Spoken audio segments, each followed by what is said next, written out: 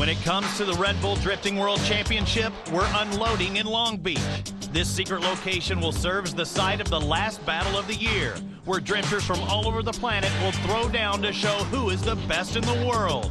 The first ever Red Bull Drifting World Champion is about to be crowned.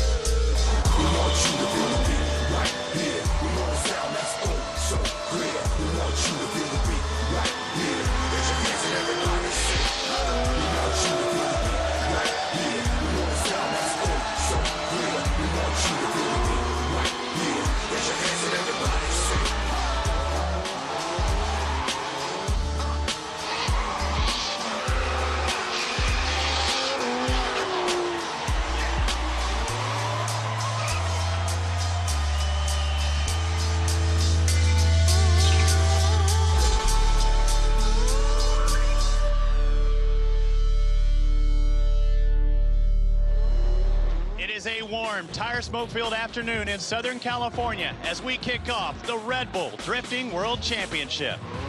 Hi everyone, welcome to Pier S at the Port of Long Beach. I'm Robbie Floyd alongside Ryan Sage, the co-founder of Formula Drift here in the U.S. These are the best of the best drivers, 32. That's what we start with, from 12 different nations, all with the same goal, Ryan. That's to become the first ever world champion. Absolutely, Robbie. And looking around at this beautiful venue, I see a spot where drifting may have started 20 years ago. That was then, this is now. We're here today to find out who the best drifter in the world is. We started off yesterday with single run qualifying. The drivers showing the judges how they do it individually. But today, for the first time ever, top 32 tandem under a new judging format. Robbie, insanity. It's going to be exciting, but first, before we get to the action, let's turn it over to Maylene Ramey, our partner, the lady on the scene, and let's find out a little bit more about drifting. Whew. Thanks, Robbie. For those of you who don't know too much about drifting, it actually started in Japan about 15 years ago, and since then those drivers have become like celebrities overseas. Now here in the U.S., Formula Drift was born in 2003, and it's grown to record levels of popularity. But this sport, it's not a race, it's a performance, with drivers going sideways and door to door with their competitors. In fact, it's all about the style, and some people call it the action sport of motorsport.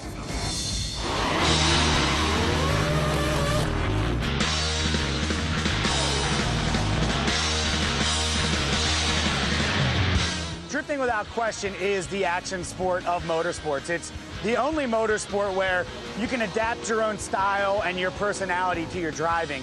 You have, a lot of leeway in what you have to do on the course, and you can go out there and run as hard and aggressive as you want, or you can just be smooth and laid back, and it's all up to you, but it's mainly personality and style driven, just like all action sports.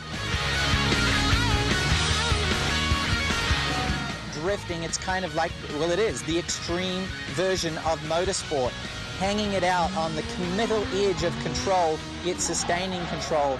And the ability of the drivers that are here this weekend and their crews to set up the cars to run that committed, run that close to the wall and not destroy anything, it's very impressive. And the respect level goes very, very deep for myself to my other competitors and the other teams out there. Drifting is like what we do when we rent a car in a different city. We're in tour and you just trash it. Went about trying it myself, on dirt paddocks, and it's not it's easy to kind of get the car sideways, but it's a lot harder to drive it around a track side by side with racing another guy and literally feet off each other's panels and in a controlled slide and then whipping it back the other way and sliding around a track. And I'm a big fan of the drift racing whole atmosphere, so you got a fan over here in the freestyle pit. I'd say it's pretty damn exciting to go and check out, and for the guys that are involved, it's always cool to be able to get paid and be out there just destroying a car. There's just this feeling that you get whether you're jumping out of an airplane, throwing a car at 100 miles an hour, jumping a 100-foot double on a dirt bike. It's just this feeling that comes over your body, and it's just pure bliss. And I think that's what everyone out here is out here for.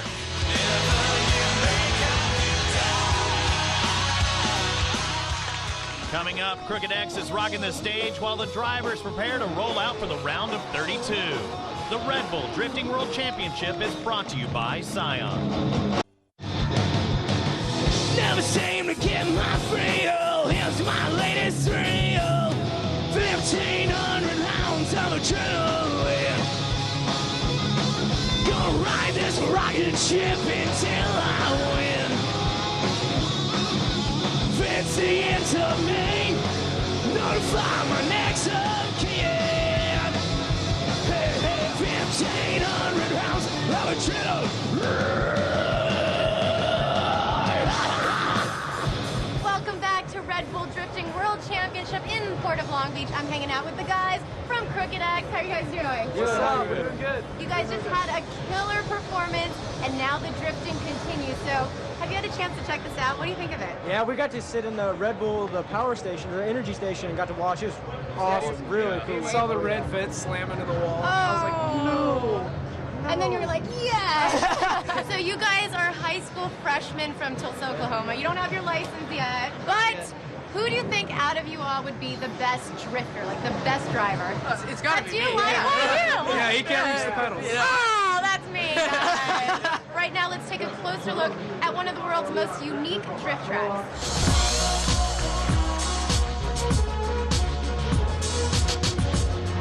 For Formula Drift, to be able to create a world championship and aggregate the world and work with our partners, from all the different race leagues around the world and get the best guys to come here and, to Long Beach and race on U.S. soil is huge. When we first came down and looked at this piece of property as a location, obviously the backdrops of the cranes, the oil rigs, the neo-industrial feel, but the most important thing was to create a track that was world class. Anytime Red Bull gets their hands into a sport like this and takes control and puts on their own event, they're out to impress some people, and they're going to do nothing short of that this weekend. The entry speeds are expected to be over 100 miles an hour, something that we've never seen in the sport of drifting in 5 years of competition in the U.S. This track is awesome. Red Bull did a really good job about track, location, everything. So I'm very, very excited to do this weekend. The challenge is, it will be about judging the intense speed we're going to have, reaching 3 digits, and then pulling in the e-brake and start traveling sideways down a straightaway right in towards the big cement wall. You're pretty much backwards, just full lock drift, right up against the wall. As soon as I hit the first outer clipping zone, I'm downshifting in a second and just standing on the throttle all the way to the first clipping point. And then from there, it's a little bit of a drag race through the last 2 corners, so you're going to need to make sure you get a good racing line out of that tight turn. But fairly long course and fairly high speed. It's kind of got everything. It's going to be really interesting seeing some of the early on head-to-head battles. The Red Bull track is like no other drifting track in the world. It was purposely built from the ground up. Drivers start off 40 feet behind the Red Bull start-finish line. As the green flag drops, it's an all-out drag race as soon as they blast through the start. For 990 feet, drivers are accelerating, consistently reaching speeds of 100 miles an hour and faster. Drivers will then begin initiating, trying to push their back bumper as close to the outer wall as they can while drifting into a long right-hand sweeper. This turn defines the course as drivers are trying to get as close to the wall as they can and ride it all the way around. They'll finally leave the wall and aim for clipping point number 1. Then it's a quick switch back into a shallow angle left-hander where drivers will push their car to the next outside clipping point. After that, drivers are nearly home as they switch back yet again and head right, keeping the inside line and the final clipping point before passing the finish line. Now here's some highlights of the round of 32 brought to you by Scion. Our number 1 qualifier, Reese Millen, was supposed to take on Ken Gucci, but the Japanese driver had car troubles all day, giving Millen the win. Eric O'Sullivan against Stefan Verdier banged up the wall. Verdier moves on. And Wild Bill Sherman took out the Japanese stud Michihiro Takatori, while Marco Santos could not stand up to the power of Von Gitten's Mustang. You're a hell of a driver, but your car's holding you back. I know. FD Irishman Darren McNamara attaches himself to Ben Broke-Smith's bumper and takes the win. He'll be going up against Formula Drift champion Tanner Fowl, who destroyed Remo Knightson. And Carl Rudman gets a bye and will battle Mike Quidette, who took out 3rd place qualifier Paul Vlasblom. keep on going, do what we're doing this morning, and hopefully make it through the day. FD driver Samu Hübinette impressed the judges in his run against Ruju Miki, and the crazy Swede moves on. James Dean hit the wall and Tanku John, giving John the win. Gary Wider pushed Chris Forsberg to a one more time, but Forsberg edges him out and takes the round. He will go up against Robbie Nishida, who advanced after Conrad Grunwald went right into a wall of tires. Daijiro Yoshihara smoked Robbie Bolger and will battle Australian champ Leighton Fine in the round of 16. And to cap off our 32, Katsuhiro Ueno puts the pressure on Tim Marshall and takes the win. Woo! As you can see, the action is heating up, so don't go anywhere. We've got the round of 16 coming right. Long Beach. We've whittled down the drivers from the first ever 32 tandem pairing, and now we're ready for the round of 16. Reese Millen and his Red Bull Pontiac Solstice is our top qualifier amongst our international field. Now let's break down the judging criteria. The judges are looking for speed, angle, line, and overall impact. With each driver getting a chance to lead once, they must perform the judging criteria to their best ability while in a dogfight with the other driver. After 2 consecutive laps, each judge will vote for the driver they think was the most dominant. The driver with the most votes advances. In the case of no majority, the drivers will be asked to perform the battle one more time. Our first pairing in the top 16, Reese Millen, Stefan Verdier, New Zealand and France going at it. The Kiwi on the right, Frenchman on the left. Highest qualifier always leads the first battle of each heat. Reese Millen already pulling ahead, 102 miles per hour right there. For those of you new to drifting, yes, they're supposed to light up the tires like that. Look at Reese Millen on the outside. First clipping zone all the way against the wall. Amazing job by Reese Millen as he stays right on proximity of that wall. Stefan Verdier a little bit shallow right there and now starting to fall behind Reese Millen. Still holding on full throttle the entire time. One more clipping point on the inside for Reese Millen, but you'd have to say this first run went to him. A very pumped up Reese Millen. Early entry, great job. Stefan Verdier already falling off, and you see the shallow angle right there. Reese Millen right on the wall all the way through. Oh, that's close. That's what you're supposed to do. Now leading out will be Stefan Verdier. Now, neither driver knows whether or not they have an advantage. They can only know by the feel of the previous run. Now, Reese Millen has to apply the pressure to Stefan Verdier. That's 10 miles an hour slower going into that first turn. Didn't look like the e-brake was working as well either for Verdier. Absolutely, and clearly you see Reese Millen applying better pressure to Verdier than he did in his first run. Millen definitely on his tail there. Verdier looks a little better in this middle portion. Yeah, he does. He gets that outside clipping point, but Reese Millen is clearly the dominant driver when you look at both these runs. He did a great job maintaining himself all the way through and keeping an eye on the judges' criteria. Right here you see Reese Millen up on the back bumper of Stefan Verdier. Verdier just had a lot of trouble, and Millen was able to reel him in during the end of the run. Is there any question who wins this battle and moves on to the round of 8? Reese Millen, Reese Millen, Reese Millen. It's a sweep. So Reese, you're advancing to the next round. You're decked out in your Red Bull gear. This is a big event for you. It is, you know. There's obviously a little added pressure. There's no room for error. The course is crazy. It's super fast. I don't think there's one event that everyone is right on the wall at over 100 miles an hour. So it's entertaining for the fans. The anticipation factor is through the roof. And just as exciting to sit in the cockpit of this little bad boy. I bet it is. Our next matchup, Vaughn Gittin Jr. already won a round in the Formula Drift Series this year up against Wild Bill Sherman. 2 Americans, one of them is going to get knocked out here, Ryan. Both of these guys have a lot of momentum coming in from the last part of the Formula Drift season. As you mentioned, JR winning the last round. He will lead as the highest qualifier.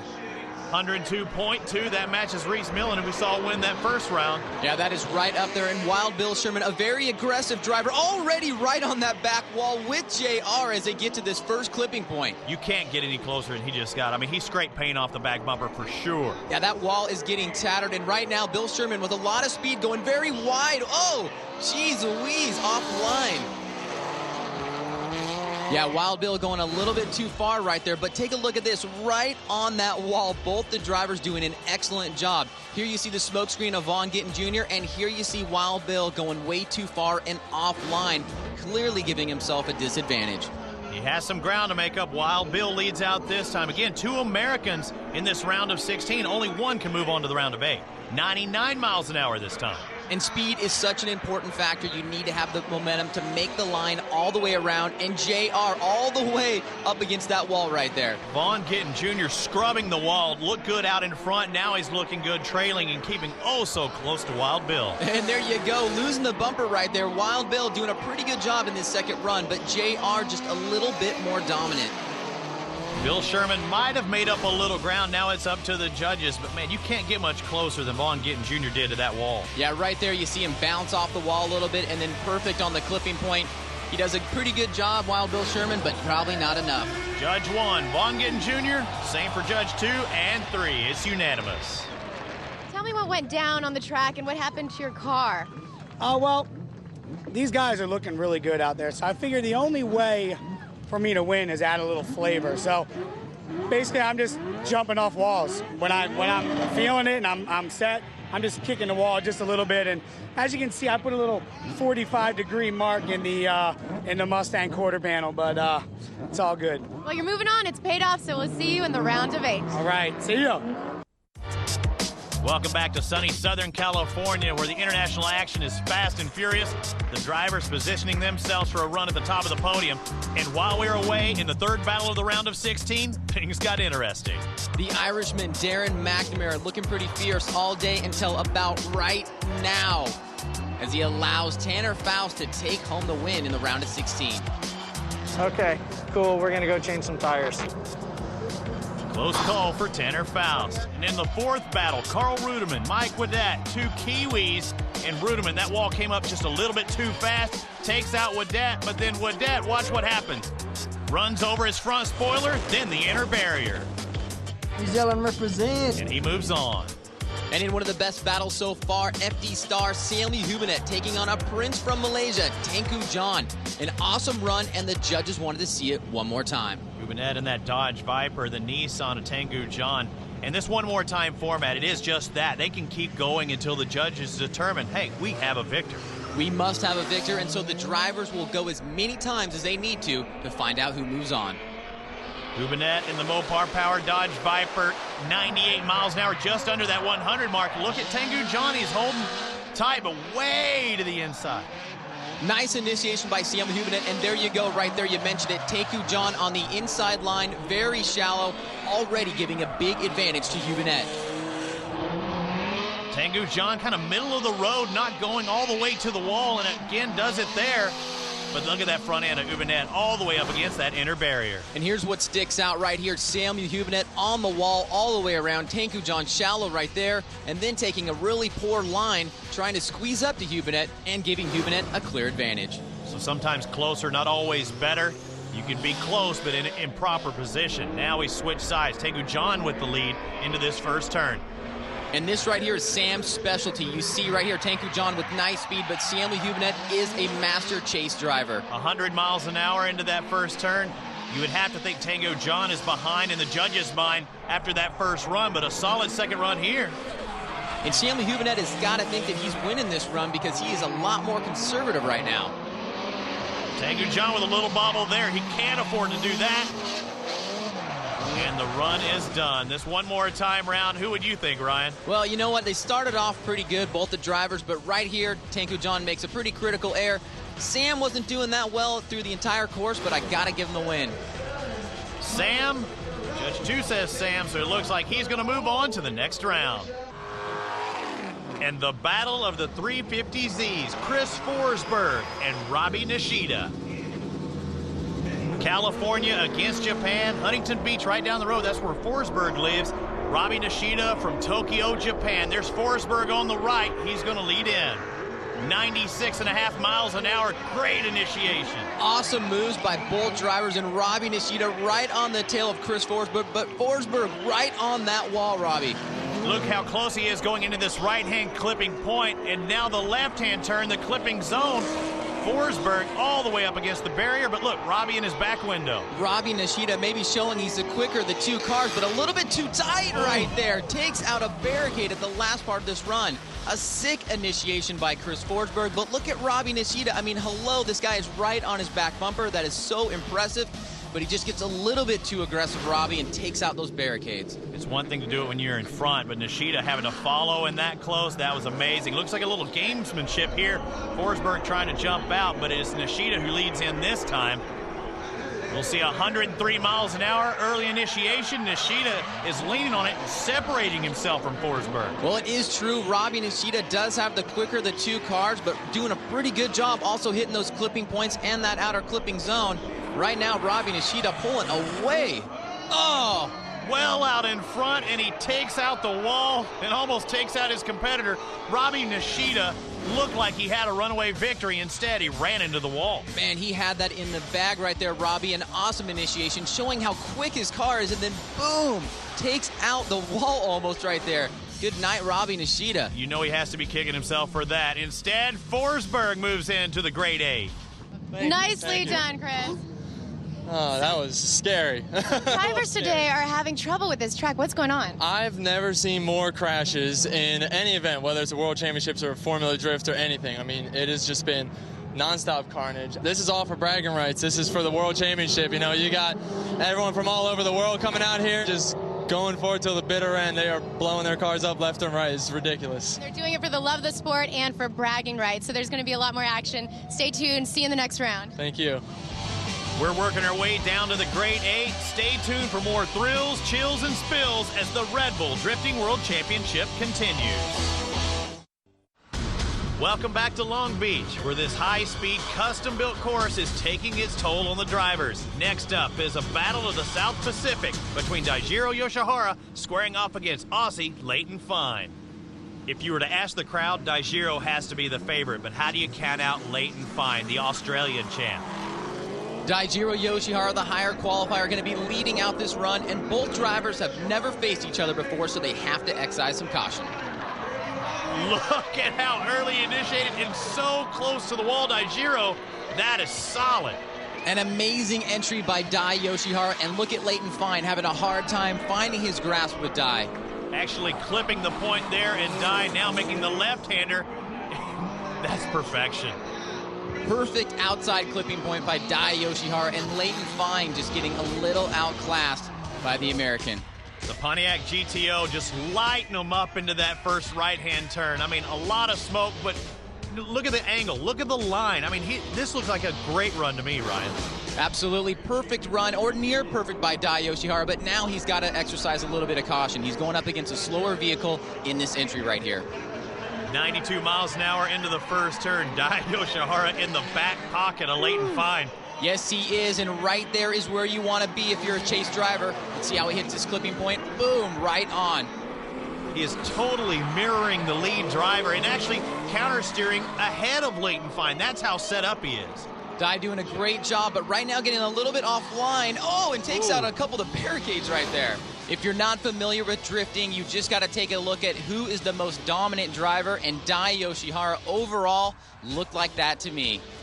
Definitely more solid in the first run. Leighton Fine maybe the second, but the judges are saying Yoshihara. It's unanimous, Yoshihara. Dai, congratulations, you're moving on. That was a tough battle. I mean, your car had pieces dragging on the ground. Tell me about your run. He's an Australian champion, so I know he's a good driver. So I just pushed myself as hardest.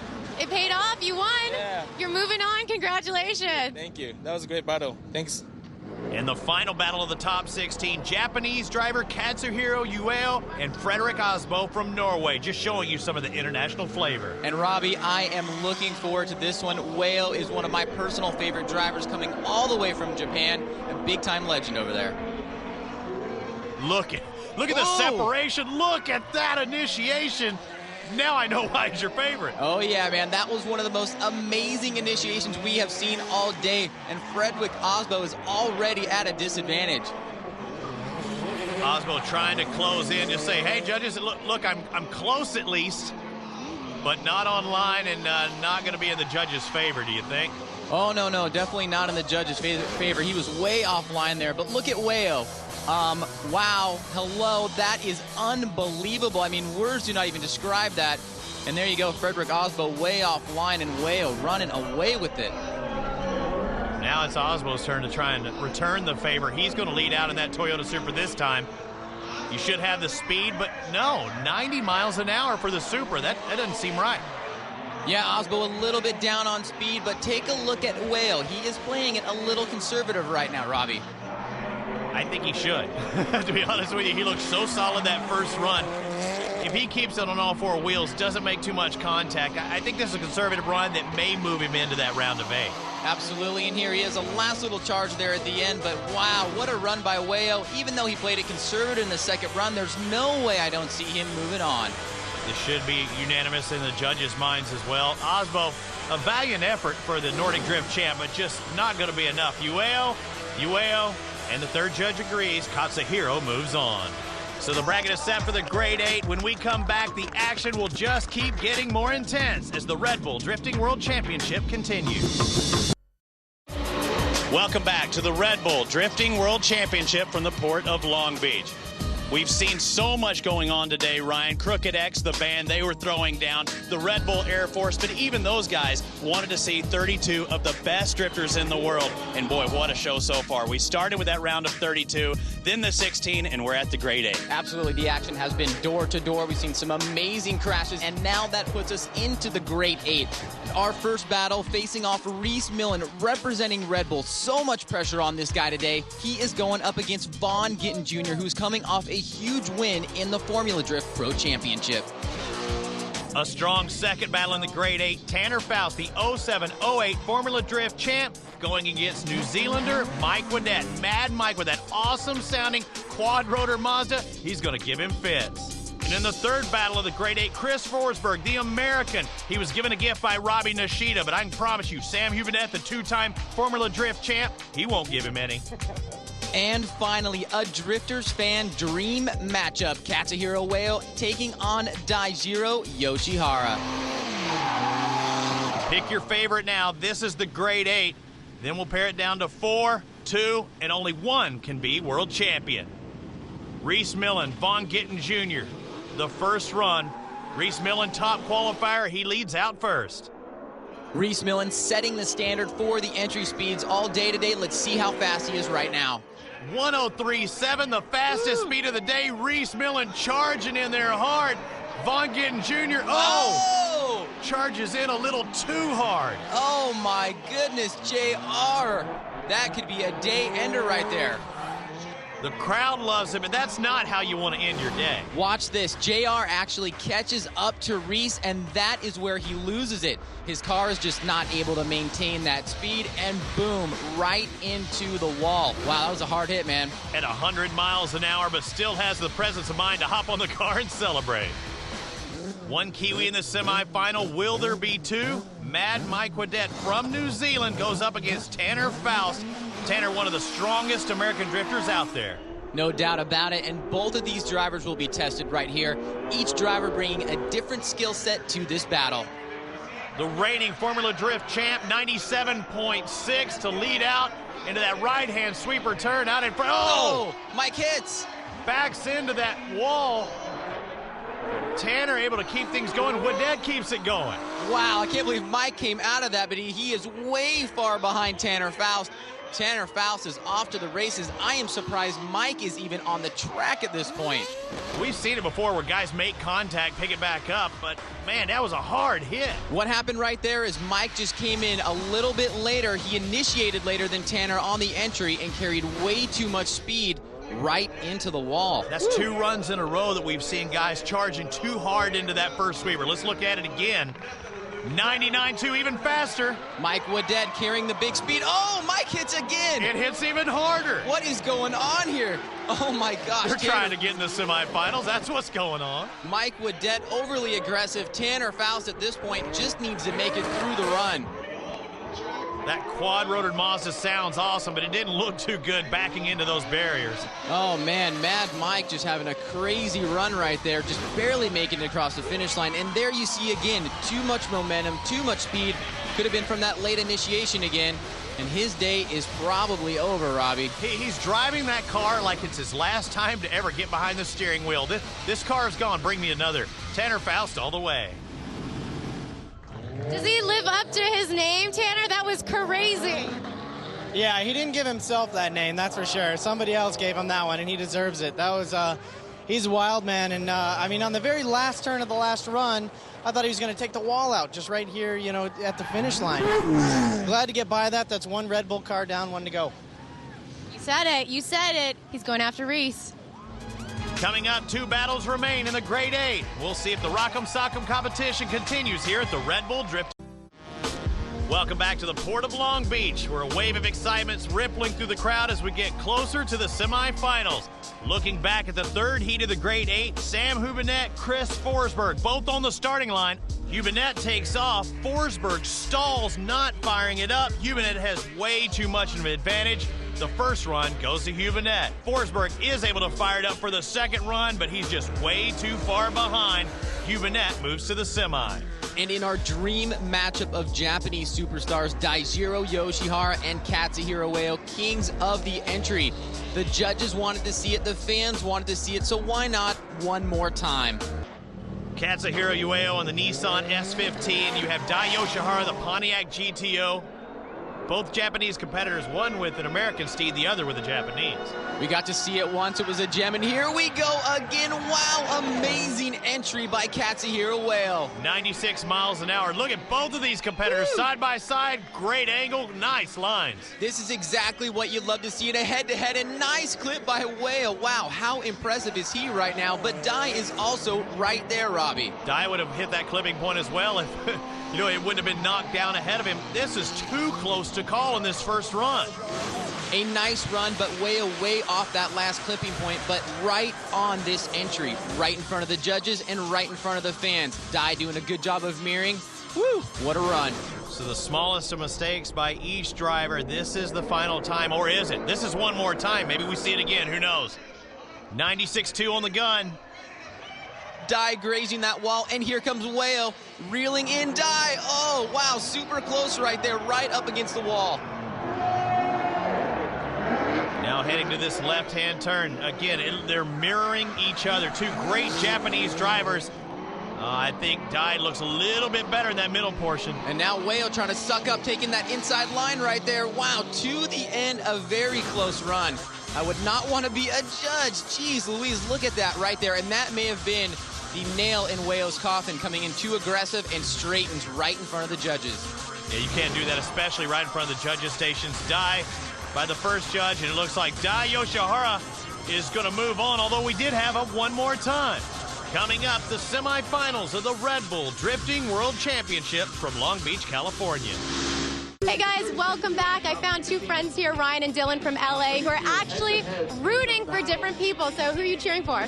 Tanner Faust, hands down. And what about you? Reese Millen, better driver. Oh man, how do you guys get through this? Can you still be friends? Yeah, because Reese Millen always wins, so I'm always happy. All right, well let's see how these guys duke it out and how Reese and Tanner duke it out on the track. No doubt, Maylene, a lot of history between these two, but before we get to their semifinal, let's take a look at Reese Millen's arduous journey getting to this point. I mean, whether it be persevering through a broken car or recovering from a broken back. Reese has had an incredible comeback season, and to be honest, I don't think people understand what it takes to miss the first event and make it up in points to finish 3rd overall. It's a phenomenal story, coming back and having a rough start with a broken car and then be back on the podium and finish. So it's a tremendous story, and it happened this year. There's no denying that Reese is one of the most competitive guys out here. When you think of Reese, you think of competitive. And that comes out in everything that he does. He wants to be the first to do some things like the backflip in the truck. He wants to be the best at anything he competes in. And he really took this project on to build a mechanism, design a mechanism that would help the truck do a backflip. To imagine actually riding in the thing and doing it, that's kind of mind-blowing. So there's definitely a little bit of crazy left in Reese yet. The day that the accident happened was our final day of testing. We had scheduled for that day 3 jumps. We had done 2 in the morning with the full body on, and we'd landed both of those successfully. The only thing we had to change in our advantage to get more rotation was speed. The unforeseen thing was that speed changed the outcome of how it released the ramp. That changed the trajectory of the flight of the truck, and at that point, it was utter disappointment before I even hit the ground. This was the worst injury that I'd sustained. 3 fractured vertebrae in my neck, 2 broken and compressed vertebrae in my back. You know, this year is all about closing the vault. You know, it's been a year of thinking about what went wrong. You know, it doesn't surprise me at all that he's going to go try it again. You know, that's one thing about, I would say, 75% of the drivers here that, you know, we don't fail. You know, we might fail once, but eventually we're going to make it. Our focus now is to finish the task at hand, and I'm very excited for New Year's this year. I cannot believe he's going to try that again. I mean, landing on your lid from that high up. This is it, semifinal. Reese Millen, Tanner Faust, 3 championships in Formula Drift between the two. And it's Millen into the first turn first, but you see that Faust set up real early. And get ready for some fireworks. Reese Millen trying to do what he can to pull away from Tanner Faust. Tanner Faust is a master chase driver. But it doesn't look like he wants to chase. It looks like he wants to hit his marks as well as get by Millen. I mean, he is all over him. He is all over him, and nice outside clipping point by both drivers. But if I had to estimate, I'd say this run is pretty even right about now. Here you see nice entry. Look at that counterlock by Reese, but here's Tanner Faust right there. Nice on that outside wall, and right here on that clipping point, awesome by both drivers. But you would think the judges really had to appreciate that early initiation by Faust when he was the driver behind. Absolutely. The judges are looking at if you can enter early and keep speed, that's a huge bonus. 98.7, Tanner Faust picking up the pace just a little bit. Reese Millen right there, though, and he's a little bit closer to Tanner than Tanner was to him in the first run. Both drivers hitting that inside clipping point, and now making the move to the outside clipping zone, and it looks solid for both drivers. Robbie, I gotta tell you, this is not an easy battle to score. I mean, I guess this is what happens when you put 2 champions together. Do you give it to Reese Millen for sticking it to Tanner on that entry, or do you give it to Tanner for running a cleaner run in the first battle? This is not a time you want to be a judge. Sounds like a time for one more time. Oh, Reese Millen, one more time, and it goes to Reese Millen. Reese, congratulations. You're surprisingly calm. I'm over here shaking after that. That was incredible. You know, anytime you run against Tanner, you know it's going to be a great run. He pulled a little sneaky trick on the straightaway. He goosed it, and then accelerated, tried to get me. But the rest of the run, what can I say, this little Red Bull car was just all over him. You're representing Red Bull so well today. You're on the podium, and you're going for #1. Good luck! One semi down, one more to go. Sam Hubinette, Daijiro Yoshihara. Hubinette maybe looking for a little redemption. He finished second in the 08 Formula Drift season. Will he be the world champion? He's got to get by Dye. And he's got to get by somebody that is Reese Millen's teammate, ironically. 101 miles an hour. The 100-plus club is met here. Look at this semi. Wow, amazing entry by Stanley Hubinette. But Daijiro is right there, Robbie, right on the back bumper of Stanley Hubinette.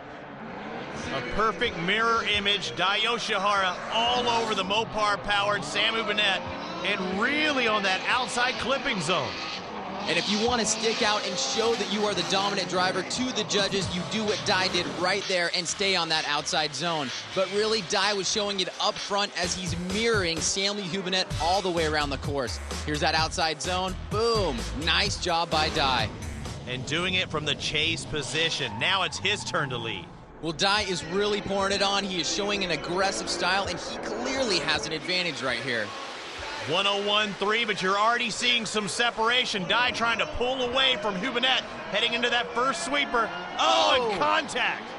Samuel Hubinette nails the wall, getting baited by Dai Yoshihara, 101.3 miles per hour, quicker than he has gone into that corner, and nails the wall. Just too much momentum right there.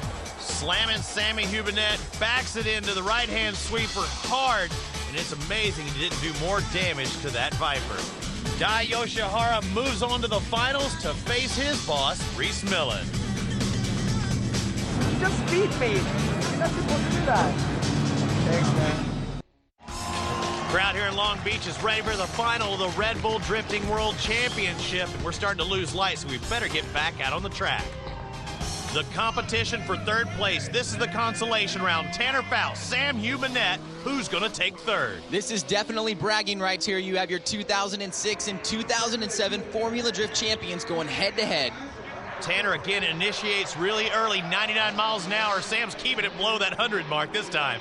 And Sam able to stay a little bit above Tanner, but right now Tanner looks like he's starting to reel in at this point. Hitting the marks of that inside clipping point. Now you see the switch, the counter steer, that clipping zone. Woo! Side by side. Nice job by Tanner, and now Sam taking the inside line, cutting it just a little closer right there. And Tanner Faust doing a great job entering real early into the course. But like you said, Robbie, being able to maintain speed and stay up on Samuel pretty much the entire time. You think Tanner's a little disappointed he didn't get by Reese Millen? I mean, it looked like it could have been a one more time shot. If one more judge would have said so, we would have seen that. So I think he's looking for redemption right now. Well, these guys are true competitors at heart, and this is for a podium spot, so both of them want to be up there.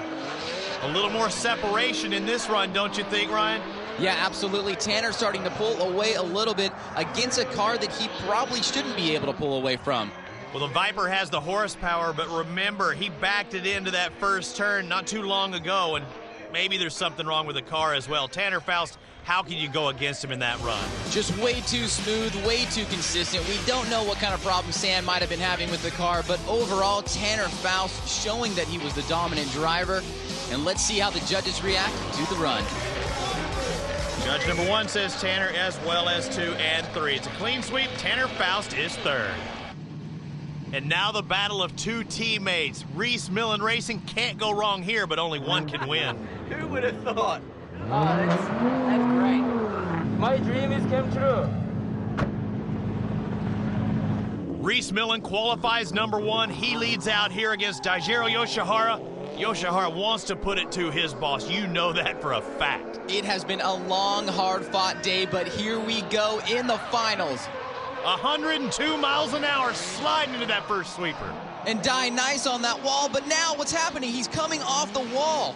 You gotta wonder if he misshifted or was braking wrong. I'm not sure, Robbie, but right now he's at a big disadvantage. He scrubbed way too much speed. This is a finals. You can't afford to do that, especially against Reese Millen.